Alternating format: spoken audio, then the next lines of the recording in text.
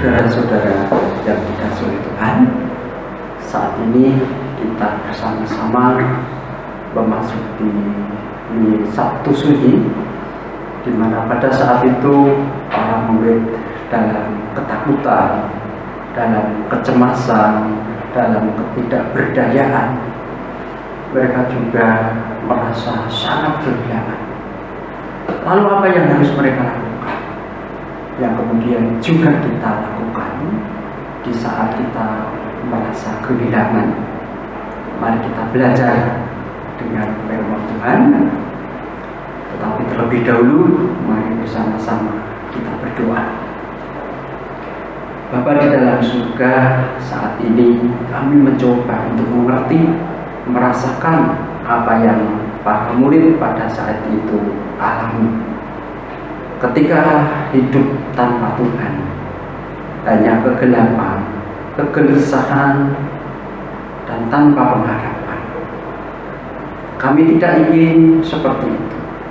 Kami ingin tetap semangat, bahkan kami boleh semakin setia mengikuti Tuhan, bahkan mempertaruhkan semuanya untuk Tuhan. Biarlah kami belajar berdasarkan atas firman Tuhan. Berfirmanlah Tuhan, biarlah kami mulai mendapatkan kekuatan. Di dalam nama Tuhan Yesus bersama-sama kami berdoa. Amin. Saudara, kita akan bersama-sama menghayati Sabtu Sunyi ini dengan kita membaca firman Tuhan dari Matius 27 ayat 57 sampai dengan 61, di mana ada judulnya Yesus dikuburkan. Demikian firman Tuhan. Menjelang malam datanglah seorang kaya, orang Arimatea, yang bernama Yusuf, dan yang telah menjadi murid Yesus juga. Ia pergi menghadap Pontius dan meminta mayat Yesus. Pontius memerintahkan untuk menyerahkannya kepadanya. Dan Yusuf pun mengambil mayat itu, mengapaninya dengan kain lenan yang putih bersih, lalu membaringkannya di dalam kuburnya yang baru, yang digalinya di dalam bukit batu. Dan sesudah menggulingkan sebuah batu besar ke pintu kubur itu, pergilah ia. Tetapi Maria Magdalena dan Maria yang lain tinggal di situ, duduk di depan kubur itu. Demikian pembacaan firman Tuhan. Berbahagia setiap orang yang mendengarkan, menyimpan, dan melakukan firman Tuhan di dalam kehidupannya. Saudara yang dikasihi Tuhan, Yusuf dari Arimatea. Siapakah dia? Alkitab Perjanjian Baru, khususnya Injil, tidak banyak menggambarkan tentang sosok yang bernama Yusuf dari Arimatea ini. Ia tidak terkenal sebelumnya, tetapi ia tetap murid Tuhan Yesus, meskipun ia tidak berani terbuka. Apa yang menjadikan Yusuf dari Arimatea itu tidak mau membuka dirinya, bersaksi bahwa ia adalah bagian dari murid-murid Tuhan Yesus? Kenapa ia begitu takut? Ada beberapa hal yang mungkin melatar belakanginya. Semisal karena ia adalah orang kaya, sehingga ia mencintai kekayaannya. Ia tidak mengambil risiko dengan menyatakan diri sebagai murid Tuhan Yesus yang saat itu dimusuhi begitu banyak orang. Kemudian ia juga seorang imam besar, artinya tokoh yang cukup mempunyai pengaruh dalam kehidupan orang-orang Yahudi. Kemungkinan ia sangat mencintai jabatannya itu, sehingga ia mencoba untuk mengamankan jabatannya itu dengan tidak membuka diri, menyatakan diri sebagai murid Tuhan Yesus. Tidak salah amat ketika orang mencoba untuk mempertahankan hartanya, mempertahankan jabatannya, tetapi sangat fatal ketika ia memilih harta, jabatan, dan kehidupan duniawinya dengan mengesampingkan Tuhan. Itu yang mungkin kemudian disadari oleh Yusuf dari Arimatea. Sehingga ketika ia merasa orang yang begitu menyayanginya dan orang yang begitu dicintainya, yaitu Yesus, telah meninggal, tidak ada lagi bersama-sama dengan ia baru sadar betapa berartinya Tuhan di dalam kehidupannya. Ini yang sering terjadi di dalam kehidupan kita. Kita menyepelekan sesuatu dan kita merasa kehilangan ketika apa yang kita cintai itu sudah tidak bisa lagi ada di sisi kita. Sehingga saat itu terjadi perubahan yang luar biasa dalam kehidupan Yusuf Arimatea ini. Ia mulai menyadari ternyata cinta Tuhan tidak bisa digantikan oleh apapun yang ada di dunia ini. Harta tidak akan menyelamatkannya, justru menjadikan kehidupannya tidak tenang. Jabatan tidak menyelamatkannya, karena itu hanya bisa dinikmati sekejap saja ketika ia harus hidup di dunia. Ia menyadari ada kehidupan yang lain, yang lebih berarti, yang lebih lama, yang lebih abadi dari sekedar hidup di dunia ini, yaitu keselamatan. Dan itu ia dapatkan hanya ketika ia mau menyerahkan hidupnya kepada Yesus, Mesias yang dijanjikan oleh Tuhan itu. Oleh karena itu ia kemudian ingin menyatakan cintanya kepada Tuhan Yesus, seperti ia merasakan cintanya Tuhan Yesus kepadanya, yang merelakan hidupnya untuk menyelamatkannya. Oleh karena itu, saat itu Yusuf dari Arimatea ini kemudian memberanikan diri menghadap Pilatus untuk meminta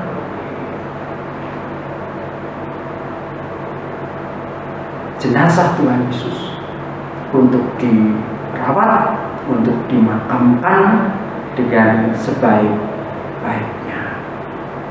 Saudara, Pilatus pada saat itu orang yang mempunyai kekuasaan, yang didukung oleh pemerintahan Romawi, artinya secara politis.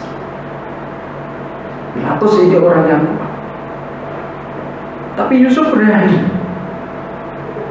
menghadap Pilatus yang menguasai wilayah itu pada saat itu. Keberanian Yusuf Arimatea dilihat oleh Pilatus. Kemudian Pilatus mengizinkan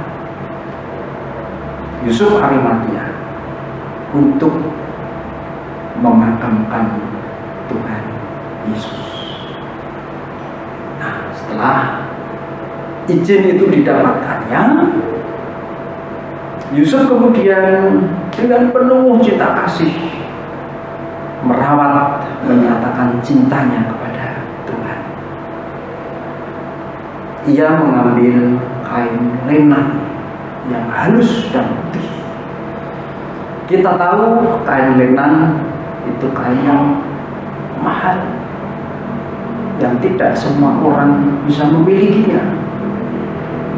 Hanya orang-orang yang beruang, hanya orang-orang yang mempunyai banyak harta yang bisa memakainya.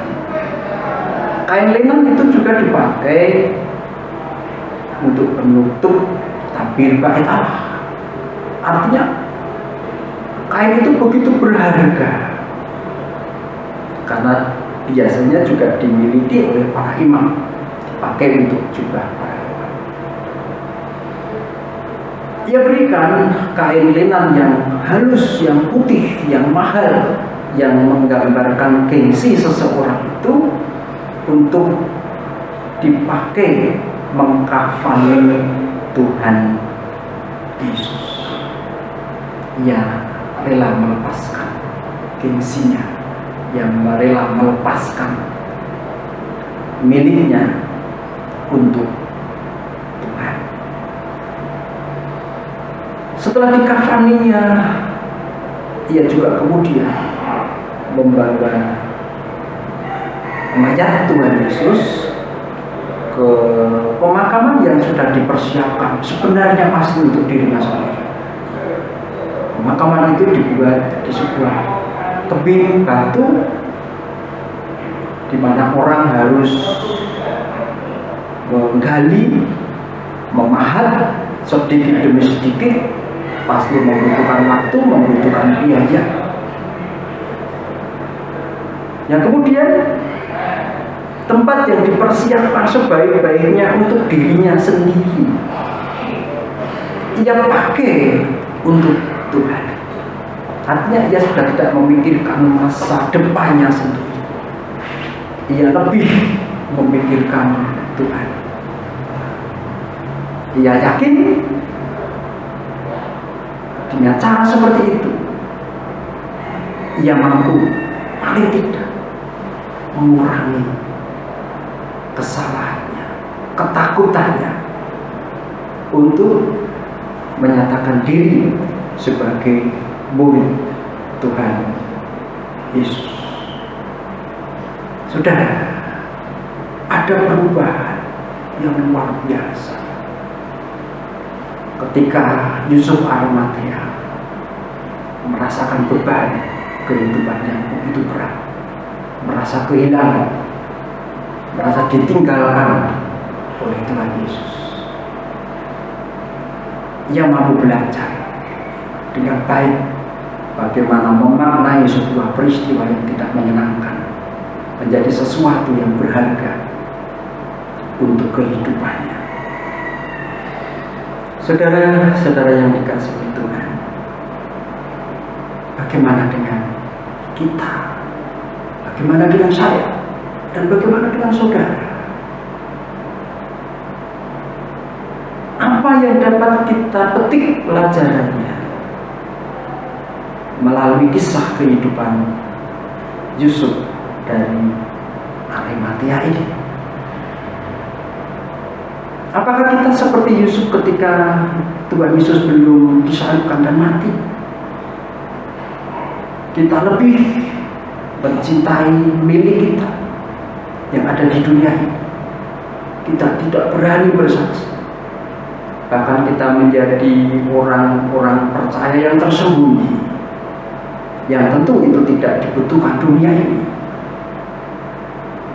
Ataukah kita mau menjadi murid seperti Yusuf Arimatea setelah Tuhan Yesus meninggal, merasa tidak ada artinya hidup ini tanpa Tuhan, sehingga ia tidak lagi mengutamakan kehidupannya sendiri.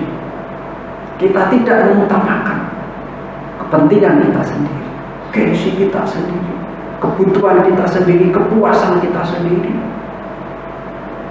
namun mampu memakai semua yang Tuhan beri untuk mewujud nyatakan cinta kita juga kepada Tuhan. Saudara, di Sabtu Sunyi ini, melalui kisah Yusuf dari Arimatea ini, mari kita berubah seperti Yusuf dari Arimatea. Apa yang Tuhan beri, mari kita persembahkan kepada Tuhan. Yakin dan percayalah, tidak ada yang sia-sia ketika kita mempersembahkan segala sesuatu untuk Tuhan dan untuk kebaikan sesama. Semoga Sabtu Sunyi ini menjadi permenungan kita semua untuk kita bisa berubah menjadi lebih baik lagi, lebih mencintai Tuhan Yesus dari segala apapun yang kita miliki. Tuhan pasti memberkati kita semua sekarang bahkan selama-lamanya. Amin. Mari kita berdoa. Terima kasih Tuhan atas firman yang telah Engkau perdengarkan. Kami mengakui selama ini kami hanya memikirkan diri kami sendiri. Kami tidak mengutamakan Tuhan. Dan biarlah di Sabtu Sunyi Tuhan ubahkan kami seperti Tuhan ubahkan Yusuf dari Arimatea. Kami mencintai Tuhan yang telah mengorbankan segalanya untuk keselamatan kami.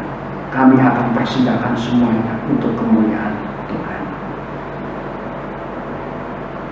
Terpujilah nama Tuhan sekarang sampai selama-lamanya.